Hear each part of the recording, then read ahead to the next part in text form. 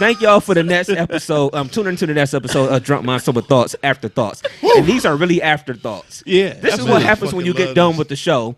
And then once you get done with the show, you actually sit there and start talking about other stuff like 45 minutes, and then you get into it. Yeah. So, all right. So what we got going on this week? We're going to talk about something, or we're going to touch on something that we actually brought up on our show this week. We were talking about the fact that we were out and about last weekend. Me and you, Playboy, we were downtown Cleveland in the flats, and I had a shirt on last week.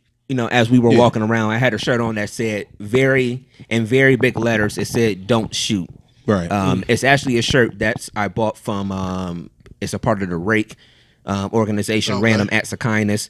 So I with Ricky Smith, that's his organization. But I had that on and explain to people what you saw as I was walking around with that shirt on last week. We was basically just chilling, and we was walking around, man, doing our thing. Just different bars and scenery and different just two homies kicking it, and everywhere we walked, I started noticing that cats and individuals, not even just men, but men and women, which I might add, the majority of the people that were down there at that time were, white people. Oh, of course, and of course, anytime you're dealing with boats and all that other type of shit, and not saying that we can't have that, but I'm just saying. Yeah. Either way it go, it was a situation where I started noticing all these looks, man, and I'm just like, damn. Either we just two niggas that look good walking down this motherfucker, or they really looking at us a certain type of way, and I'm trying to figure out what it is. So then I didn't even notice until we was down there that you had on a "Don't Shoot" shirt, and then I was like, okay, 2 + 2 = 4.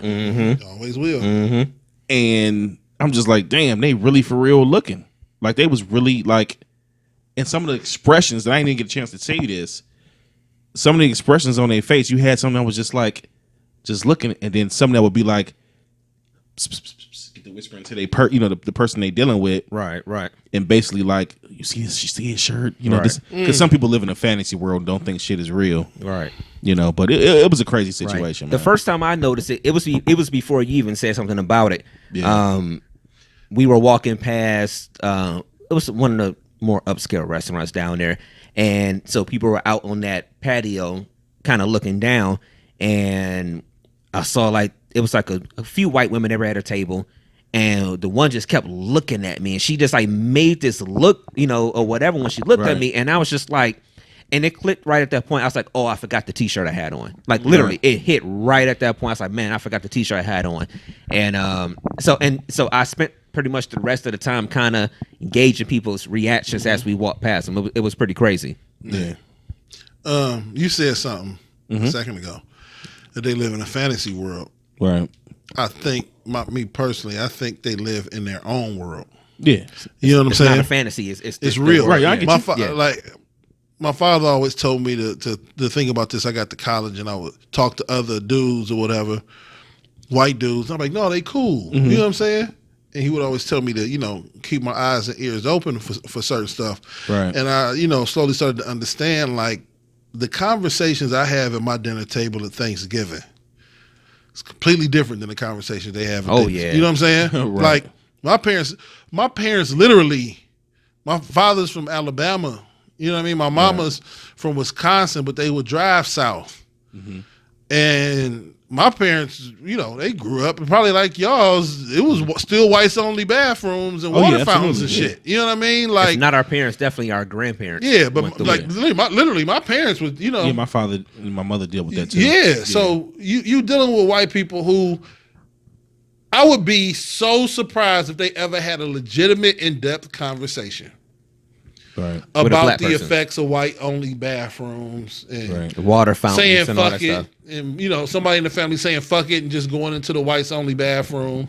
You know what I'm saying? Like, yeah, absolutely. They just live in this world where they don't think that shit exists because they never had to deal with it. And I think that's what I meant by what I was saying. But you, that's what I'm saying. But you right. I remember piggyback on what you said. I remember, having a distinct conversation with my father, and him saying he remembers going to the bathroom and it being, whites only bathrooms, colored over here. He remember having to get on the back of the bus. And my father grew up in Atlanta, Georgia. It's crazy, man. My mother grew up in Alabama.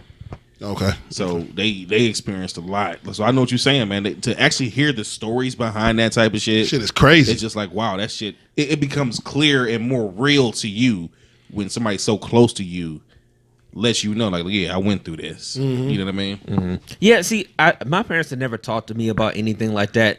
But I remember when that movie came out. What was it called? The Help. Yeah. And they were talking about, I guess they were like, they were like maids or housekeepers or whatever. And I remember my family members talking about that. Whatever, talking about that's what my grandmother went through. Like she was actually that person that worked. Because my grandmother's from the South. They were actually people that went through that, and they worked at people's homes. That was their job, to clean their homes and stuff like that. We didn't go through that. My parents didn't go through it, but my grandmother did. That's crazy, man. Yeah. So, but that was a interesting experience, and then it was so funny. We were walking past the one spot. We were on our way to this one spot called Shooters, which is along the river, and we had to pass this place called the Music Box Supper Club, and they have an outdoor area where you can walk right along the water as you're going down there. And all of a sudden, this one man stopped me, and it kind of took me by surprise because I didn't expect it. But it was the white guy. He said, "Hey, man, hey." he's like, "Hey, man, hey, fucking bro."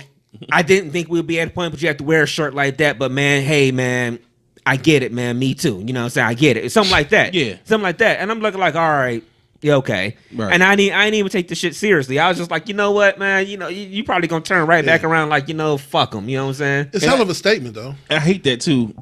And the reason I tell you that, because I just thought about something as far as that story. Because as Brainstorm stopped and talked to him, I kept walking. Remember that shit? Yeah, you ain't even stopped. You showed it even stopped. I ain't even look at him. Mm-hmm. And it's a gift and a curse. I feel kind of bad at a certain point, but I don't. Mm-hmm. Because the reality is, at the end of the day, everybody ain't cut the same way. Nah. But I just couldn't. I felt like he was reaching. Yeah. When he did it. Now, could he been just showing support? I mean, he could have been 100 though. But it was just, to me at that moment, I was walking tall. Yeah. I was like, I ain't trying to hear that bull. Matter of fact, I told Brainstorm when he caught up to me, I ain't trying to hear that bullshit. Yeah, like, you know what I'm saying? Like, I kept walking. Like, you know what I'm saying? But we got another statement we making. Like I was telling y'all, I got a shirt that says black dads are dope, and I wore it when I took my daughter to the Children's Museum a couple months back. Shout out to my brother. My brother got him different variations of shirts like that for the family for Christmas. You know what I mean? Black daughter, all a bunch of different kind of stuff. Mm-hmm. I cheer for everything black, all that kind of stuff. But I wore the black dads are dope shirt, and the amount of looks that I got at the Children's Museum was unreal. For me, I'm a big black nigga, so nobody never really say hi to me anyway. But you can see the apprehension. But then it was like 3 or 4 bold. It was one like gay chick. No, I'm just saying lesbian white women are. And you're not saying that to point her out. You're just saying that's who it was. You're pointing out for the story. But the progressive, she was the first one, but that was a little bit more understanding and progressive of white people you're gonna run into. You understand what I'm saying? And so she was like, "Hey, dope shirt." And I'm like, "Thanks." Then a couple other people said, "Cool shirt" or whatever, shit like that. It is fucked up that you have to wear a black dad's a dope shirt in order for people to relax around black dads. Right. But that's kind of the shit we live in. You know what I mean? It just stops and makes people think. The whole goal is just make people stop, think twice. Mm-hmm. That's really all it is for. You know what I mean? And absolutely. I want to say something to be. No, I don't want to say it to be. Our afterthoughts is what we do when we speak a little bit more. Shit. Yeah, go. Some real shit. Go. I get that 100%. Mm-hmm. The sad part about it is I don't think that all the time it's other races that make us look a certain way. That's real shit. Because by wearing a shirt that says black dads are dope. Black dads are dope. Sometimes we have to fight our own individual people on that aspect, making it look as if black dads don't matter or that we don't have them relevant. That's real shit. You know what I'm saying? So it's just bringing every aspect, every angle to that situation. And that's something I think about a lot, man. That makes me think about what we talked about on our show the last time we did go live a couple of weeks ago, where we were talking about child support and different things, but we had a question come up in our feed of we were all talking about how we really don't know guys that are not being, at least attempting to be fathers or be in their children's lives and things like that. And remember somebody sitting there saying that, well, y'all all know somebody. And I'm like, well, no, I kind of don't, because it's not the people that we, associate with ourselves. It's not sitting there saying that all guys are perfect, because we know they're not, but we knew that, right. That wasn't the case with us. And to dig a little bit deeper into what he was saying. Yeah. This is Afterthoughts. It's Afterthoughts, yeah. I'm not blaming it on any specific group of people. Right, absolutely. Because it could be, you can have a kid by any woman. Right. But 9 times out of 10, right. 10 times out of 10, yeah. Well, I guess 9 times out of 10, because y'all can't adopt a baby and the dude can be like, he ain't a good daddy, but whatever. Right. So 9 times out of 10, you're dealing with a woman, and the reason you're a deadbeat or whatever, sometime or not a dope dad, is based and rooted in some of y'all's interactions with each other. And unfortunately, oftentimes you really want to make that 9 out of 10? That's the only reason why? No. I'm asking. No, not the only reason. I'm saying usually he's not a good daddy is coming from the person he was in a relationship with. Absolutely. Yeah. And that's all I'm saying. And that's the point and sometimes I was trying to make. Sometimes, Tony and Jeff can be daddies, and then Tony be like, Jeff a fucked up daddy. See? Yeah. And that's why I'm glad you said that, because the statement I made was the statement I made was a present. You just unwrap that bitch. Mm-hmm. Like that's what I was saying. Mm-hmm. Like it's I hate to say it, but let's be real. Half the time that black men, this is my opinion, Playboy James, I said it, I'm going to say it. Mm-hmm. Half the time that black men get, this misconception comes along them not being good fathers for the ones that are, but they're just in that little category are because of, I hate to say it, it's because the bad relationship they had with their baby mamas. Mm-hmm. Okay. They want to shit on them and say they ain't this and they ain't that and they this and they that, and they want to shit on them when in fact you just mad because the relationship didn't work. Real shit. Okay. I mean, that's a lot of the time, and that's to me 10 times out of 10, and I say it like absolutely. He said it ain't never no mistake with that. Like, I mean, because the reality. Well, I ain't saying ain't no mistake, but if I see, you never know the depths of anybody's relationship unless you're there. True that. You can post pictures, you can do this, you can do that, you can say whatever. Lips will say anything. Mm-hmm. The real is the real until you get into the nitty gritty. But I do think when we're speaking on as far as a situation as far as racial, I do feel like that a lot of the times we get our legs cut from underneath us by our own people. Mm-hmm. I do. I believe that. Okay. I do. And we also have to be, we also got to be, for lack of a better word, bold enough to say the average white American has zero desire to understand the I hate when people say his struggle and shit like that, but to understand the experience of black people in this country, the dynamics of being a black person in America, and it's not, and this is the fucked up part. This is the catch-22. I always use this analogy. When I'm in the grocery store shopping, I have never stopped and been like, I wonder who in here don't have enough money to get their food. I don't really give a fuck. I'm here to get my food and get the fuck out. Yeah. So it doesn't weird me out that white people wouldn't naturally be like, hey guys, be adaptive to figuring out what the fuck is going on with us. They don't give a fuck. Right. But the problem is, from LeBron to whoever, to the fucking ex-president of the United States, you're interacting with these motherfuckers, following these black people, following the trends of these black people, rooting, cheering for, modeling behaviors, after these people, and you don't even fucking understand these people. I'm not asking you to understand me, but don't dismiss me. Yeah, don't follow LeBron, then try to dismiss his views on Donald Trump and his connection to his inner city in Akron. You can't do. If you go fuck with LeBron, I need you to fuck with LeBron. If you don't want to learn us, that's cool. I don't really give a fuck. No white person has ever tried to learn me, and I'm good. Okay, right. Yeah. But don't don't minimize us to just shutting up and dribbling and shit like that. Right. Because you only want to follow certain parts of us. I don't care if you understand me. Yeah. Motherfucker. That's throw that shit out there. There. You know what I'm saying? No, I like that point because since you brought the LeBron thing, he opened his school here. What was that? 2 weeks ago that he opened the school here in Akron, and then an article obviously came out.